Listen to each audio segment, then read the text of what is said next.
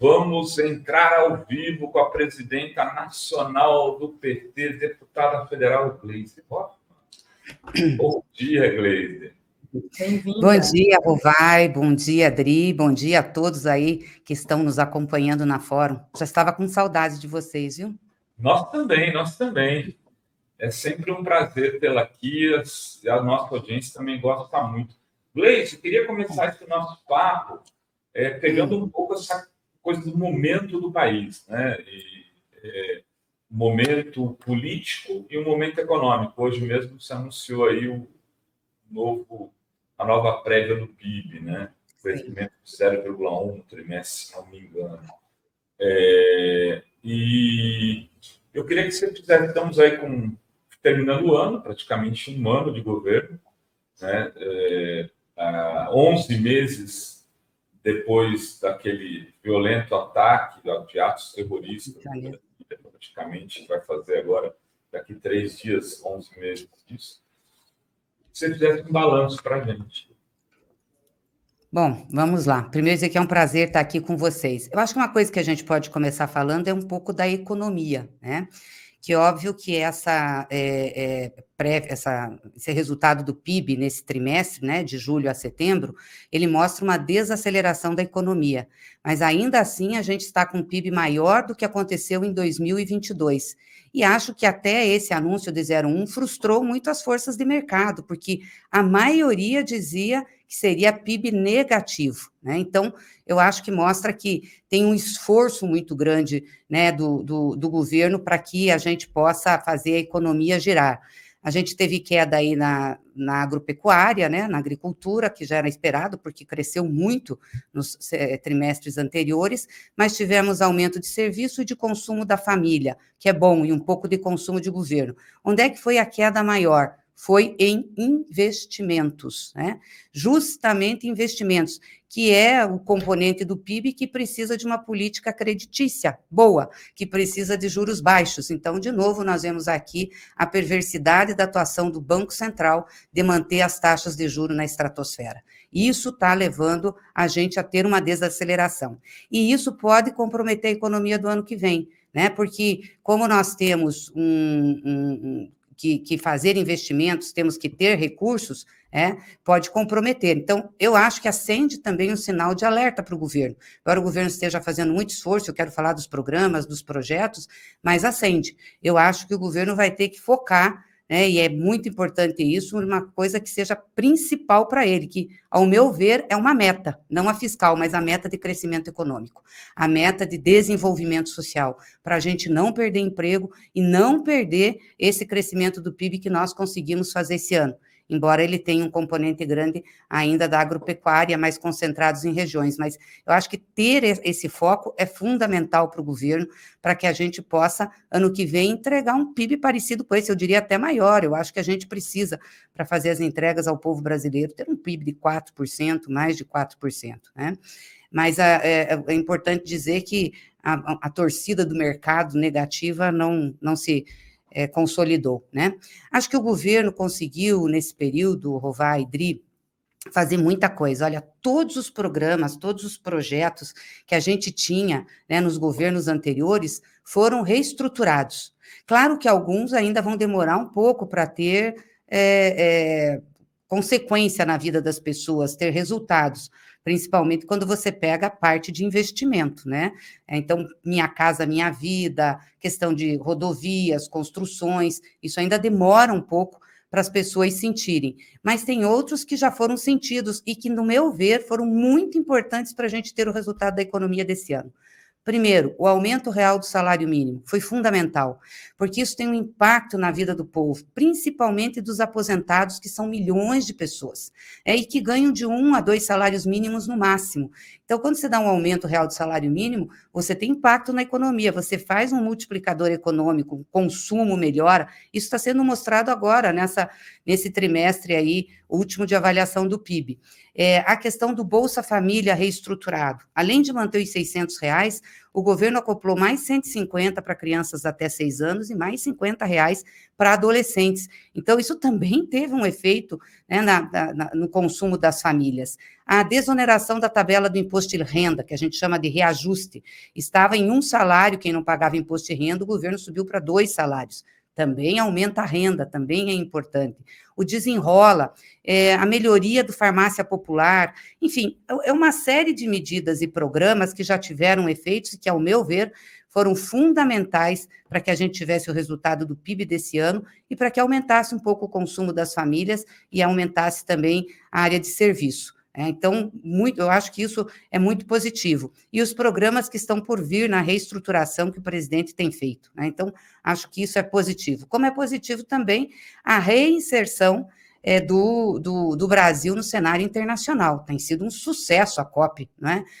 O posicionamento do Brasil, do presidente, dos ministros, enfim, eu acho que o Brasil ganhou muito com isso e ganhou muito também nas viagens que o presidente fez. E fez viagens para trazer gente que invista aqui, que é o que a gente precisa.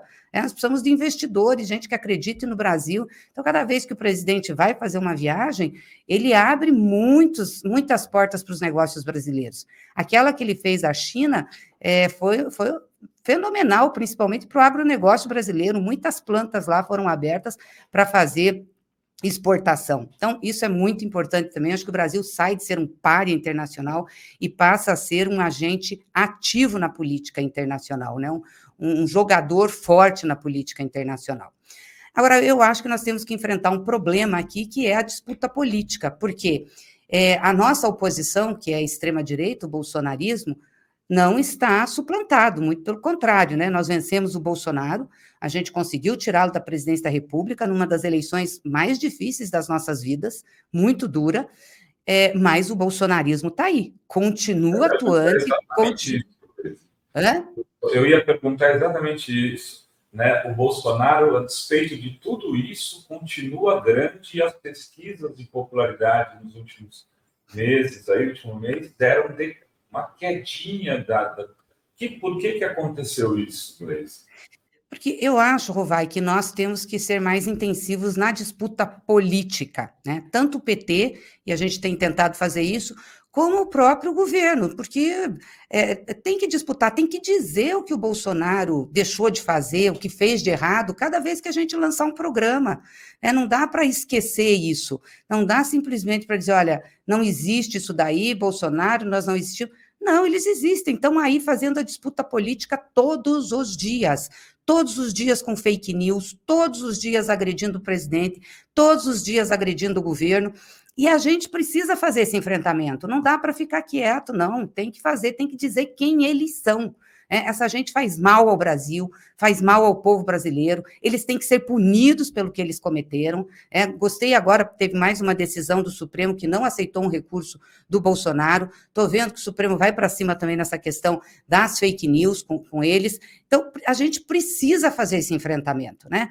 No Congresso tem a bancada de oposição, que eu acho que a gente tem que ser mais firmes nisso, mais firmes nesse enfrentamento, porque o resto, o Centrão não vai fazer, o Centrão vai se posicionar de acordo com os interesses dele. Aliás, se a extrema-direita voltar para o governo, o Centrão também vai estar no governo. Então, a gente tem que fazer esse embate, a gente tem que fazer esse debate, e o governo também tem que fazer, tem que lembrar todo dia o que o Bolsonaro fez na destruição das políticas públicas, né, na destruição do Estado brasileiro, o que fez contra a democracia. Esse embate é fundamental. Nós temos que reestruturar os nossos núcleos, estamos com um chamado para isso, do PT, para ter os núcleos de novo. Eu diria assim, nós não podemos desligar o modo campanha, infelizmente não podemos, né? Porque senão a extrema-direita, ela tem força para voltar e tem força para se posicionar. Então, nós temos que fazer esse embate firme com eles. Tem uma pergunta nesse sentido do Saulo Cruz, nosso membro aqui, por 40 meses, ele diz, Gleice, qual é o planejamento do PT para melhorar a comunicação nas redes sociais e combater as fake news bolsonaristas? Olha, Saulo, eu acho que a gente deu uma melhorada na comunicação do PT muito grande, o que nós éramos para onde nós fomos. Hoje o PT é um partido que tem as maiores redes entre os partidos, seja do Face, do Instagram, enfim, de todas as plataformas, e é um partido que procura informar muito sua militância. Eu acho que a gente tem que fazer mais um enfrentamento político, porque a gente ficou muito na informação, a militância sobre as questões do governo, o que estava acontecendo, e eu acho que a gente deixou de fazer um pouco isso. Então, a questão das fake news também está em relação a isso. Nós estamos reestruturando isso agora, ou seja, nós vamos voltar a ter uma ação mais parecida com o que a gente teve na campanha, de enfrentamento, de jurídico, para poder não deixar essas fake news prevalecerem, né? E isso também movimenta as nossas redes. Agora, é claro que o PT tem uma limitação de chegar ao público, porque é o PT. Então, as pessoas que nos ouvem são as pessoas que têm simpatia por nós, né? Que gostam de nós, não só os filiados, mas que têm simpatia. A gente tem que aumentar essas pessoas que têm simpatia. E aí, isso tem a ver com o nosso posicionamento e tem a ver também com os próprios resultados do governo do presidente Lula. Muito bem, Gleice. Falando em enfrentamento político, né, tem aí essa história do Moro, perder ou não o mandato. Né? Eu acho que já deveria até ter perdido, porque as coisas ali são tão claras. Ele fez 2 campanhas, juntou dinheiro e pegou em 2 estados diferentes, com 2 partidos diferentes, é um amontoado de irregularidade. Sim. Mas, enfim, ele pode ser caçado e tem se falado muito de uma disputa, de um embate que seria o embate do século aí, desse momento, seria você contra a Michele Bolsonaro. Então, 2 grandes lideranças, uma do PT, 2 mulheres, né? Querendo ou não, a Michele se tornou uma personagem da política central desses últimos meses, depois da inelegibilidade de Bolsonaro, é tratada até como uma possível candidata à eleição presidencial. Você iria para esse embate, Gleice, lá no Paraná, no Senado, contra a Michele? Não, primeiro, falar um pouquinho do Moro, que eu acho que é importante. Você traz aqui informações que são relevantes de todos os abusos e problemas que ele teve, né, e cometeu, irregularidades que ele cometeu no processo eleitoral dele. Quer dizer, um juiz que pregava a moralidade, que pregava o correto, mostrou que a campanha dele foi uma das piores do Brasil, com mais irregularidades, desvios, não se atentou à questão da lei, enfim. Então, com certeza, ele merece, precisa ser cassado, né? Porque isso é pedagógico, inclusive. Ele vai fazer depoimento dia 7 e depois vai ter o voto do relator e vai ter a discussão no TRE. Então, nós não sabemos como isso vai se dar. Eu acho que ali o processo é todo para ele ser cassado, mas eu não sei o tempo disso, não sei como isso vai se dar, e em sendo cassado, obviamente, o TSE deve chamar novas eleições do Paraná. Paraná é o meu estado, eu gosto muito daquele estado, já fui senadora pelo Paraná, acho que posso ajudar, sim, num debate político. E quando você vai para um enfrentamento político, você não escolhe adversário, você faz um enfrentamento com quem tem que fazer, porque você faz a partir da sua causa, daquilo que você acredita, daquilo que você defende, e não a partir só do que o adversário se coloca. E quando você defende a sua causa, o que você acredita, você se contrapõe ao adversário. Então, se eu for disputar a eleição, se for essa a vontade do partido, que é uma discussão que nós temos que fazer no Estado, também uma discussão nacional, eu não tenho problema em disputar com quem quer que seja. Eu vou cumprir o papel de defender aquilo que eu acredito, como eu sempre fiz na política. Tem se falado muito da senhora ir também para o ministério do presidente Lula. A senhora vai assumir o ministério? Tem alguma coisa? Já estão até falando do Secretaria-Geral da Presidência, Ministério da Justiça. Tem várias especulações, eu estava vendo hoje. A criatividade graça, né? Eu não ouvi de boca de ninguém, viu, Gleice? Quero que você confessar aqui. Mas eu só li na mídia tradicional.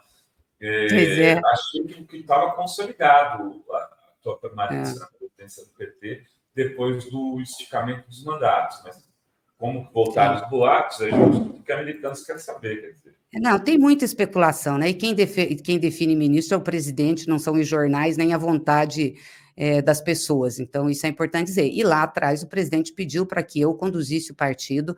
Nós vamos ter eleições agora em 2024, né? E nós estamos procurando fazer o melhor possível para a gente ter um bom resultado. Aliás, essa semana a gente tem a conferência eleitoral do PT, né? Dia dias 8 e 9, é a conferência nossa, a gente vai reunir os nossos pré-candidatos, pré-candidatas, vereadores, prefeitos, o presidente vai também no ato político, acho isso muito importante, e vamos fazer um pouco de debate aí, né, sobre o momento que nós estamos, os avanços do governo, e começar a desenhar a nossa estratégia eleitoral para 24. Gleisi, vamos voltar um pouquinho para a economia. Poder falar também dos próximos passos, da sequência desse governo. Essa questão do déficit zero gerou muita polêmica. Me parecia que haviam dois lados. Havia um lado do ministro Haddad e um lado que se concentrava um pouco até nas suas críticas do ponto de vista de que esse déficit não poderia ser zero, e muita gente do partido também tinha essa posição. Isso foi resolvido porque o próprio Lula deu uma declaração meio que assim, olha, o déficit zero é legal, beleza, tal, mas se não der para cumprir, vida que segue. Nós não vamos ficar tristes por causa disso, vamos resolver o que tem que ser resolvido. Parecia que o Braço de Ferro tinha se encerrado, mas aí houve uma retomada da discussão nos termos mais ortodoxos. Como é que está isso? Não, então, eu sempre tive uma posição contrária, falei isso para o governo, quando estava aquela discussão se ia mandar alteração para a LDO ou não, eu tinha defendido que mandasse, mas depois o governo decidiu não fazer nada esse ano e esperar, foi um pedido até, uma orientação do ministro Haddad, esperar para ver se a receita que está sendo prevista se realize, porque, segundo a Fazenda, se isso se realizar, a gente vai ter condições de executar o orçamento público, né? Então, possivelmente o governo vai esperar até março, mais ou menos, para avaliar essa situação. E se não tiver receita, eu não vejo problema em fazer déficit, não vejo. Todos os países aí do mundo estão fazendo déficit, não tem ninguém na situação como o Brasil. O nosso déficit esse ano vai ser de quase 2%, e não vai prejudicar em nada a nossa dívida, nem vai prejudicar em nada nossa estabilidade, nem vai prejudicar a inflação. O que prejudica muito, o país tem prejudicado, são as taxas de juros, que Campos Neto resolve manter em 0,5%. Isso prejudica. O déficit em si, não, para um país que tem as reservas internacionais do Brasil, né, que tem previsibilidade como nós temos. Então, assim, o governo vai esperar, vamos ver como é que vai se realizar, mas eu estou naquele campo que defendo que nós temos que fazer entregas para a população e que a nossa principal meta a ser seguida é de crescimento econômico, né? Então, se para isso precisar fazer mais déficit, um pouquinho mais, um pouquinho menos, eu não vejo problema nenhum. Gleisi, você não acha que está faltando um plano estratégico para esse governo? Um pouco como aconteceu no segundo governo do Lula, que você tinha assim, um PAC que dava muito clareza dos investimentos. Agora saiu um pouco um PAC, mas você não viu um caminho estruturante. Por exemplo, outro dia o Berzoni esteve aqui e falou, eu fui para a China há coisa de 8, 10 anos e voltei agora. Quando eu fui, não tinha um trem-bala na China. Eu voltei agora, tem 14, alguma coisa assim. Eu não tenho os números, mas assim, mais de 10. A gente não vê planos estruturantes assim do governo brasileiro, principalmente nessas áreas que são estratégicas para o desenvolvimento, para o novo tipo de desenvolvimento. Estou errado? Rovai, foi lançado o PAC, né, que é um conjunto aí de obras, de ações do governo bem relevantes e que, obviamente, isso vai dar um rumo nessa questão do desenvolvimento do Brasil. Então, tanto na área social, como na área de infraestrutura, como outras medidas para ajudar. Nós temos um déficit, né, de infraestrutura no país muito grande. E essa comparação com a China, embora a gente, né, admire o crescimento chinês, o que eles estão fazendo lá, não pode ser reta, porque o nosso sistema é muito diferente, né? Nosso regime político é muito diferente, né? A China não trabalha com, ou seja, não tem que passar tudo por um congresso, não tem que conversar. Você está entendendo? É diferente. A China faz planos quinquenais e aplica, entendeu? Vamos lá, vamos aplicar e faz. E o capitalismo gosta disso, inclusive, né? Xingam a China, eu vejo os bolsonaristas lá que a China é comunista, que não sei o quê. É tanta barbaridade, é tanta besteira, mas gosto disso porque faz o plano e segue e vai todo mundo para a mesma linha. Aqui nem sempre acontece isso. Tem mudanças de governo. Veja, nós tivemos um problema de interdição nesse processo estratégico de desenvolvimento do Brasil com o golpe contra a Dilma. Porque entrou o Temer, você lembra que fez a ponte para o futuro, que é aquela desgraceira toda que foi adotada pelo governo Bolsonaro e que nos levou a uma situação de destruição do Estado brasileiro, dos principais projetos e também de parar os investimentos estatais. Quase venderam a Petrobras, venderam a Eletrobras, ou seja, um desmonte, uma tragédia. Então, como é que você faz isso, Aí você tem que recomeçar as coisas, é o que o Lula está fazendo.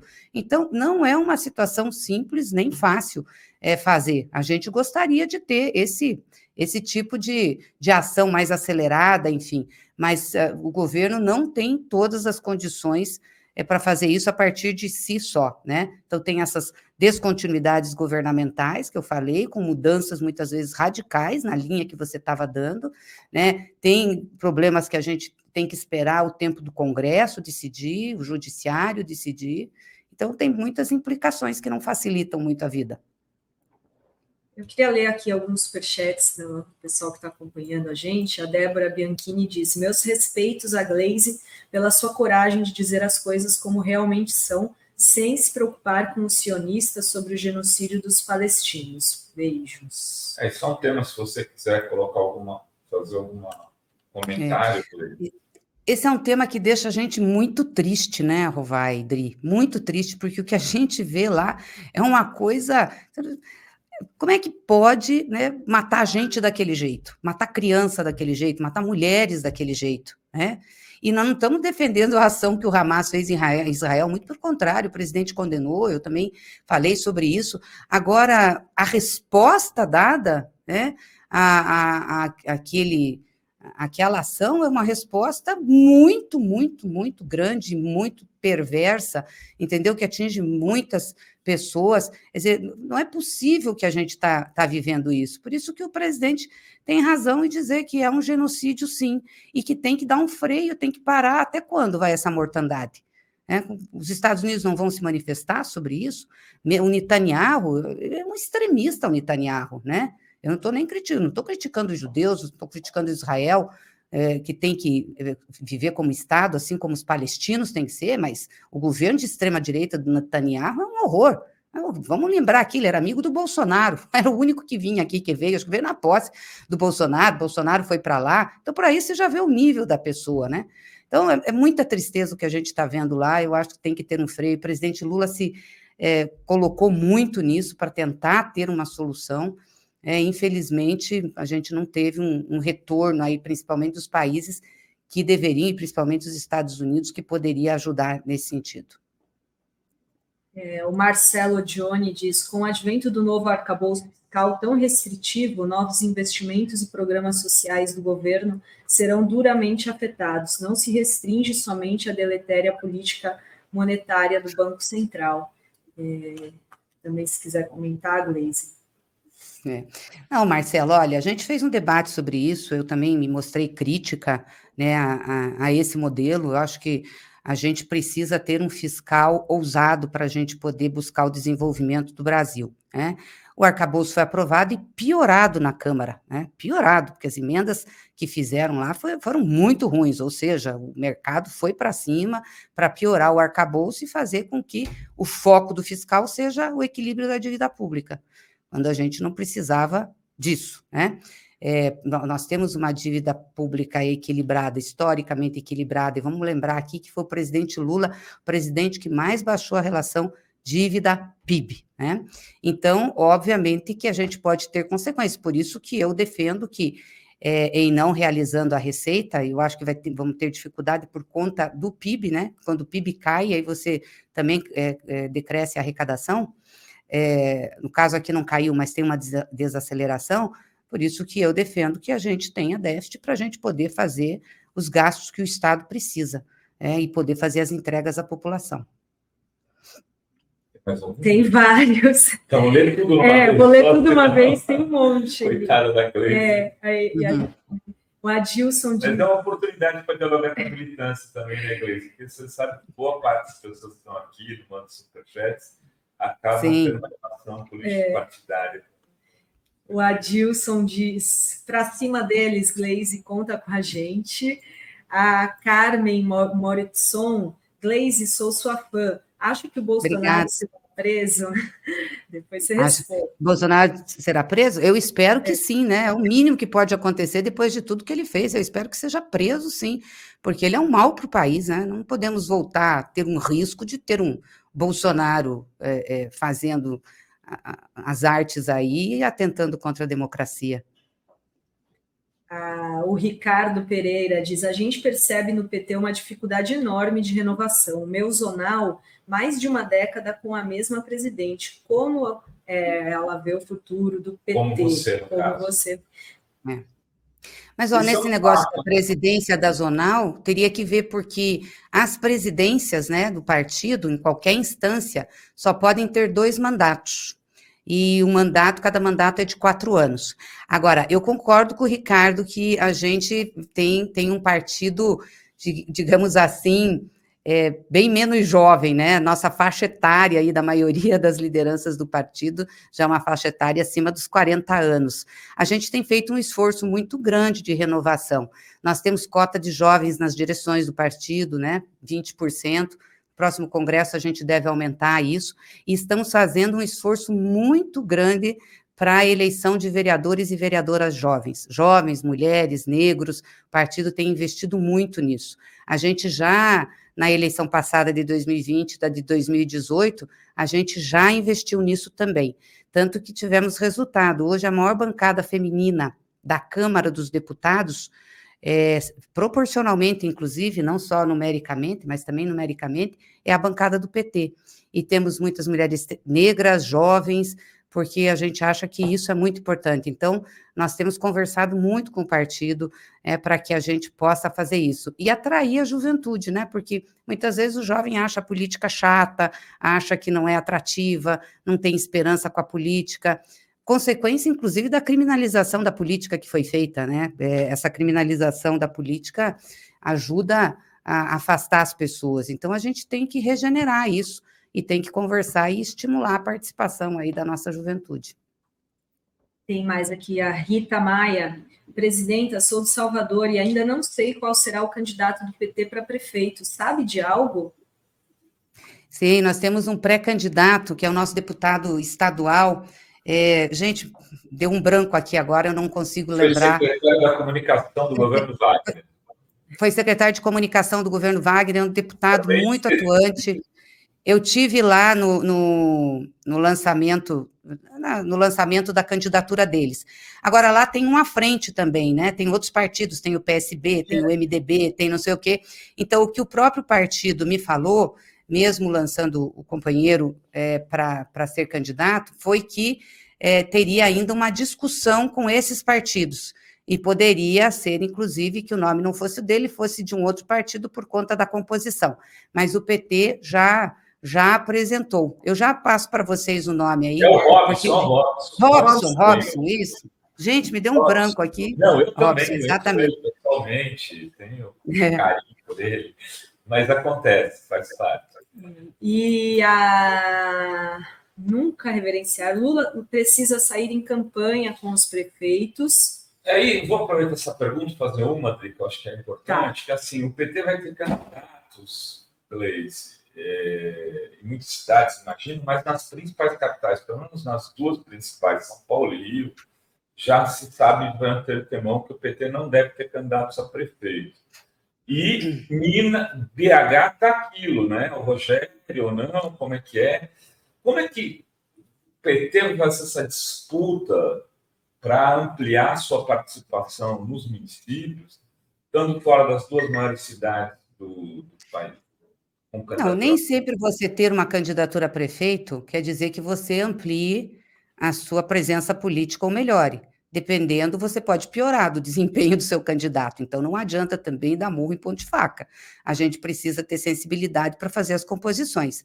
São Paulo é muito importante e o Boulos é uma pessoa do nosso campo político, com compromisso, que com certeza vai cumprir um papel fundamental para nós, fundamental, né? Ganhar São Paulo com o Boulos é ganhar ter uma vitória considerável no processo eleitoral de 24, né? Em Belo Horizonte, nós lançamos o Rogério Correia, que é nosso deputado federal.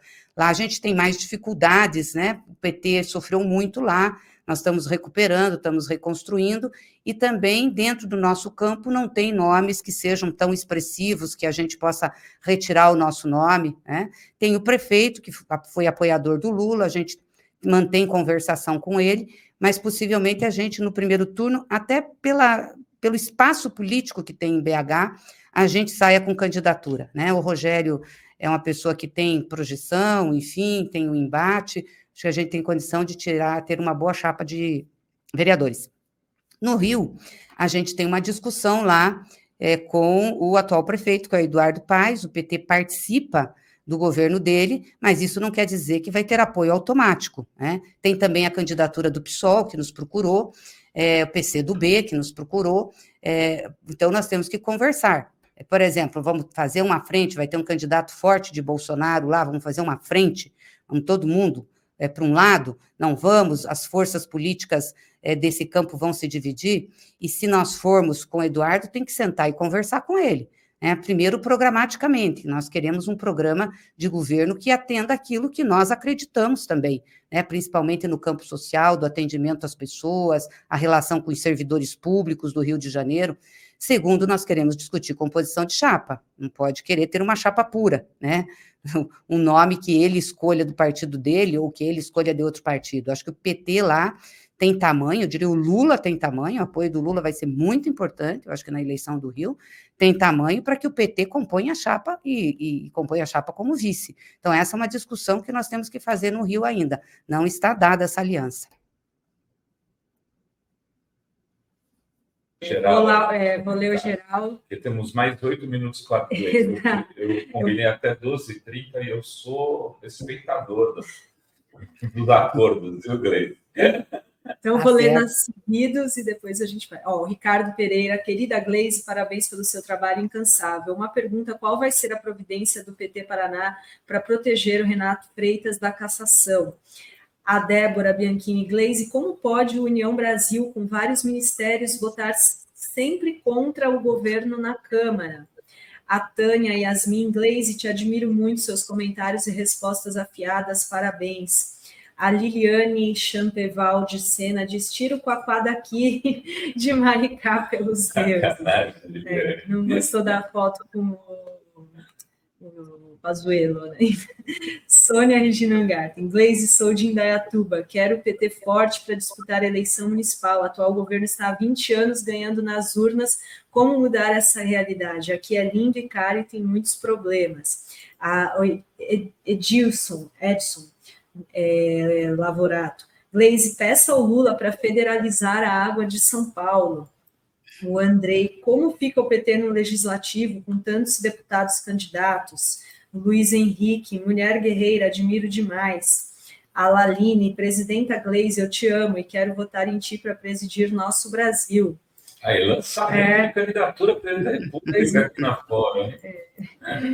E a Lila da Silva, Gleisi, sou de 1952, quando crescer quero ser como você. Os usuários dos benefícios do governo Lula não têm muita divulgação, havendo cortes em alguns casos. Cuide-se, querida. É isso. Legal, muita coisa, eu não vou lembrar tudo aqui. Ainda tem vários membros que a gente não leu. Eu acho que você pode escolher alguma coisa. Não, primeiro agradecer muito o carinho, né, do pessoal aí, para mim foi muito importante isso, a manifestação de apoio, muito legal, e eu recebi também muita manifestação de apoio e de carinho quando eu fiquei doente, isso me ajudou bastante, então foi bem legal, queria agradecer a nossa militância, a nossa companheirada, né? Só para responder aquela pergunta mais específica do Renato, ontem, por exemplo, a nossa bancada, nem foi numa atividade que a gente tinha com o Geraldo Alckmin lá no Paraná, e eu acompanhei ele, a nossa bancada na Assembleia ficou toda lá, porque era um debate sobre essa questão da cassação do Renato. Então, a gente tem, através da bancada estadual, de ações jurídicas junto com ele, de manifestações, tentado travar isso de várias formas, né? Regimentalmente na Assembleia, politicamente, para protegê-lo, isso é importante.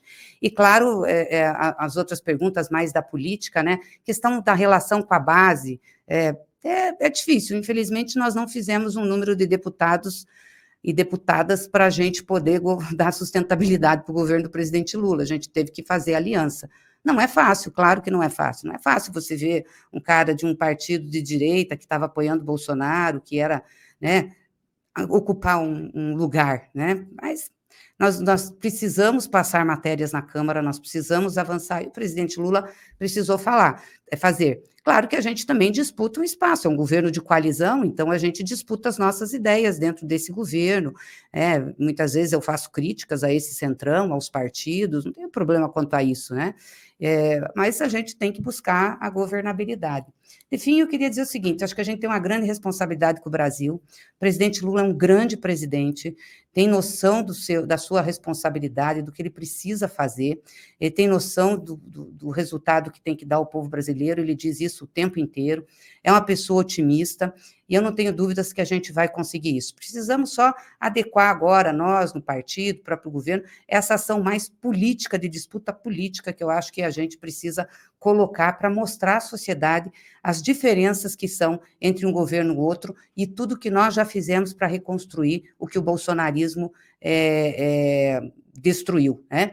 E não deixar de fazer esse embate. Nós precisamos, inclusive, ter claros e fazer campanha para que essa turma do Bolsonaro seja punida. Eles não podem ficar impunes. O que eles fizeram contra o Brasil, o que fizeram contra o país é muito grave, e a gente não pode dar mole para a extrema-direita.